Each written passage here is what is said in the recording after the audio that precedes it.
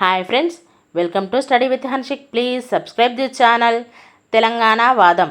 తొలి శాతవాహన రాజులైన చిముక శాతవాహన, శాతకర్ణి నాణేలు తెలంగాణలో లభ్యమైన ప్రదేశాలు: కోటిలింగాల, పెద్దబంకూర్, ధూళికట్ట, కదంబాపూర్, కొండాపూర్. శ్రీముఖుని నాణేలు కేవలం కోటిలింగాలలోనే దొరకడం వల్ల అతడే శాతవాహన వంశస్థాపకుడని, అందువల్ల శాతవాహనుల పాలన తెలంగాణలోనే ప్రారంభమైందని పేర్కొన్నవారు అజయమిత్ర శాస్త్ర, దేమే రాజిరెడ్డి, ఠాకూర్ రాజారాం సింగ్, కృష్ణశాస్త్రి. శాతవాహన అనే రాజు ఈ సామ్రాజ్య స్థాపకుడని, వీరి పాలన కోటిలింగాల నుండే ప్రారంభమైందని పురావస్తు తత్వవేత్త పివి పరబ్రహ్మ శాస్త్రి పేర్కొన్నాడు.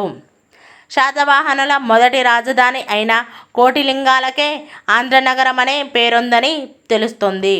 శాతవాహనులకు పూర్వం పాలించిన స్థానిక రాజుల నాణేలు లభ్యమయ్యాయి. కారవేలుడు హతిగుంఫా శాసనంలో కూడా శాతకర్ణి రాజ్యం పైన పశ్చిమ దిశగా దండెత్తాడనే విషయం కూడా ఈ వాదనకు బలాన్ని చేకూరుస్తుంది. శాతవాహన రాజ్య విస్తరణ. శాసనాలు, నాణేలు లభ్యమైన ప్రదేశాల ఆధారంగా శాతవాహనులు కోటిలింగాలలో రాజ్యస్థాపన చేసి దక్షిణ మహారాష్ట్రకు మొదట వ్యాప్తి చేసినట్లు తెలుస్తుంది. కానీ తెలంగాణ నుండి కోస్తాంధ్రకు మొదట విస్తరించిన ఆధారాలు లేవు. Thank you friends.